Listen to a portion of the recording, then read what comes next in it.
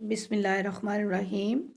Good morning प्यारे प्यारे viewers, कैसे हैं आप सब लोग? ठीक ठाक हैं? उम्मीद है आप लोग सब खैरियत से होंगे।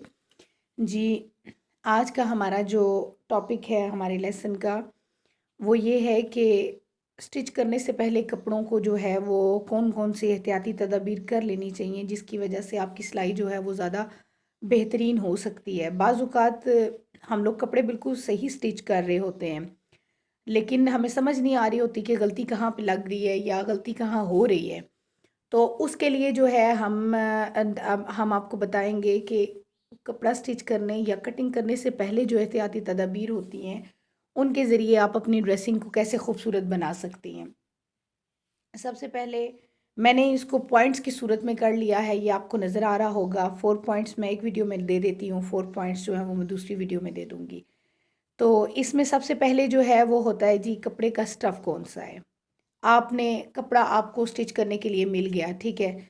कोई दे गया या आप अपना स्टिच करने लगी हैं, बाज़ार से ले आई हैं, तो उसमें आप क्या करेंगी कि सबसे पहले आप ये चेक करेंगी कि कपड़े का स्टफ़ कौन-सा है। वो लोन में है, कॉटन में है, खद्दर में है, कोई रेशमी है, फैंसी है, वेलवेट में है, या मतलब किस टाइप का वो कपड़ा है। जिस टाइप का भी वो कपड़ा होगा ना, उस टाइप के साथ उसी टाइप में उसके साथ ट्रीटमेंट किया जाएगा।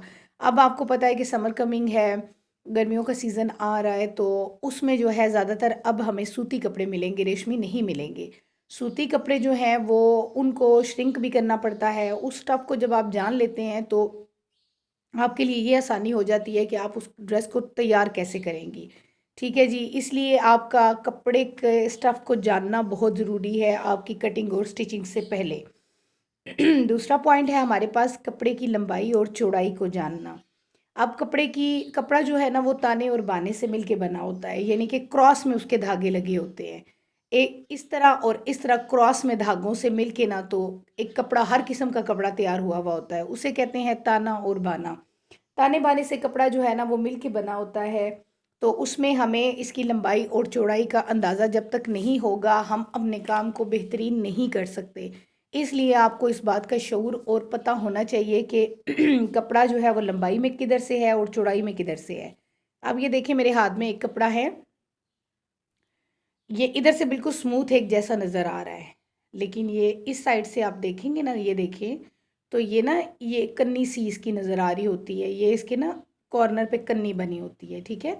इस कन्नी से हमें ये पता चल जाता है कि कपड़े की लंबाई और चौड़ाई कौन-सी है। जिस साइड पे ये कन्नी होती है ऐसे, ये लंबाई है, और इसकी ऑपोज़िट साइड पे, दूसरी साइड पे ये चौड़ाई होती है। ये देखिए, ये इसकी चौड़ाई होती है। ये इसकी लंबाई और ये इसकी चौड़ाई हो गई। ये भी आपको जानना बहुत ज़रूरी है, क्योंकि अगर आप आड़े रुख पे कपड़ों को सिलाई कर लेंगी तो आपके लिए बहुत मुश्किल हो जाएगी, वो फिटिंग सही बैठती नहीं है। बाज़ औक़ात हमारे पास ऐसा कपड़ा भी आ जाता है जिसकी ना काटते हुए या कटिंग करते हुए ये कन्नी ख़त्म हो जाती है, ठीक है? तो फिर इस टाइप का भी कपड़ा हमारे पास आ जाता है जिसकी किसी तरफ भी कन्नी नहीं होती।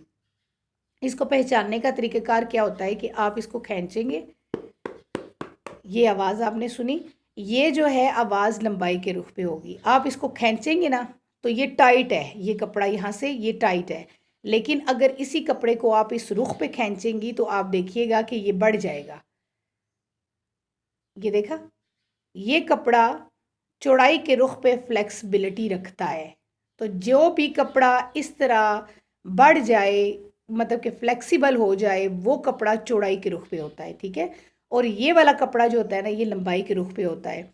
अक्सर हमारी बहनें जो हैं वो ये गलती भी करती हैं कि मतलब कि उन्हें समझ नहीं आती, तो वो जिस तरफ से होता है बस कपड़े के मतलब कि काट के तो उसको सीने वाली बात करती हैं, तो इससे भी आपकी फ़िटिंग में बहुत फ़र्क पड़ जाता है, क्योंकि चौड़ाई में ये कपड़ा इस तरह बढ़ जाता है तो आपकी फ़िटिंग बेहतरीन हो जाती है, फ्लेक्सिबिलिटी होती है इस कपड़े में। लेकिन अगर आप इस रुख पे चौड़ाई रखेंगी तो आपका कपड़ा बढ़ेगा नहीं, बल्कि आपका कपड़ा आपकी ड्रेस ख़राब कर देगा। ठीक है जी, ये हो गया हमारा इसकी लंबाई और चौड़ाई को जानने का तरीका। फिर उसके बाद आते हैं, होता है जी कपड़े का उल्टा और सीधा प्रिंट देखने के लिए। अब ये देखेंगे, ये कपड़ा आपको बिल्कुल दोनों तरफ से सेम नज़र आ रहा है। अगर हमने इसकी जो है उल्टा और सीधा देखना है, प्रिंट को चेक करना है, तो वो भी देखें कि कन्नी की साइड पे ये बिल्कुल लाइट सा कलर है और ये इधर से बिल्कुल प्लेन है, सारे का सारा प्लेन है। इसका मतलब है कि इसकी उल्टी साइड ये वाली है। यहाँ से आप कन्नी से भी देख सकती हैं इस कपड़े को, ठीक है। प्लेन कपड़े का इतना प्रॉब्लम नहीं होता, लेकिन जो प्रिंट वाले कपड़े होते हैं ना, तो उसका उल्टा सीधा देखने के लिए ज़रूरी होता है। एक और उल्टा सीधा होता है, वो ये होता है कि ये जो ऊपर हमारे प्रिंट बने होते हैं ना, ये वाले प्रिंट, जैसे ये पत्ती बनी हुई है, ये चीज़ बनी हुई है, तो अगर ये सारी कमीज़ में एक ही एंगल में बनी होती ना, तो हम इसको ऐसे की ऐसे सीधा करते। ये देखें, अब ये पत्ती सीधी हो गई है ना, ये अब इस एंगल में हम सारी मतलब कि कमीज़ को सीधा कर लेते, लेकिन ये ऑल राउंड में बनी हुई हैं तो इसलिए। लेकिन उसका उल्टा सीधा इस तरह भी होता है कि आप फूलों का रुख जो है वो ऊपर की तरफ रख के कमीज़ को सीधा सिलाई करें, या शलवार या ट्राउज़र जो चीज़ आप बना रही होती है ना, इसके उल्टे सीधे से ये भी मुराद होती है। अब आ जाते हैं हम अपने चौथे पॉइंट के ऊपर, जो सबसे ज़रूरी पॉइंट है। और वो ज़रूरी पॉइंट ये होता है कि अक्सर लोग जो है ना, उनको श्लिंक करने का नहीं पता होता। मैं बाउल में पानी यहीं ले आई हूँ ताकि आपकी आसानी के लिए मैं बड़े आराम से आपको इस चीज़ को समझा सकूँ। अब ये हमारे पास कपड़ा मौजूद है, ठीक है, शलवार का है, ट्राउज़र का है, कमीज़ का है, लोन के अब नेक्स्ट कमिंग जो मतलब के ड्रेसेस आएंगे वो इसी में आएंगे। आपने करना क्या है कि उस कपड़े को बिल्कुल ये ऐसे ना बराबर करके तय कर लेना है, फिर उसको इधर से बराबर करके तय कर लेना है। कोई भी कोना खुदरा जो है ना उसका इधर उधर ना लटक रहा हो, ठीक है। फिर आपने इसी तरह इसको पानी के अंदर डिप कर देना है, ये ऐसे। ये आपने पानी के अंदर डिप कर दिया, तकरीबन ये 8 से 10 घंटे सूती कपड़ों को जो अगर आप करेंगी इसके अंदर आप डिप करके रखेंगी तो बेहतरीन श्रिंक हो जाता है कपड़ा और वो बाद में आपको तंग नहीं करता।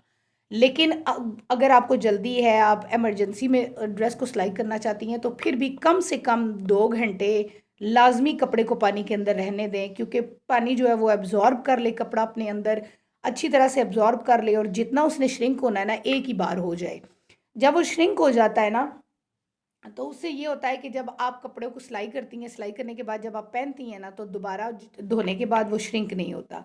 अब मैंने ये एक हैंगर ले लिया है ताकि मैं आपको समझा सकूं। आप जिस भी चीज़ के ऊपर मतलब कि इसको डालेंगी ना, तार के ऊपर, रस्सी के ऊपर, कहीं भी सूखने के लिए, तो अब इसका एक पॉइंट और है जो आप देखेंगी कि इधर देखें ज़रा, इस कपड़े को ना आपने बहुत ज़्यादा दबाना नहीं है, बहुत ज़्यादा आपने कपड़े को दबाना नहीं है, ठीक है। ऐसे ऐसे करके ना धुले हुए कपड़ों की तरह इसको निचोड़ना नहीं है, बिल्कुल आराम से ये करें। और फिर उसके बाद आप इसकी 1-2 तहें खोलें, सिर्फ सारा कपड़ा नहीं खोलना।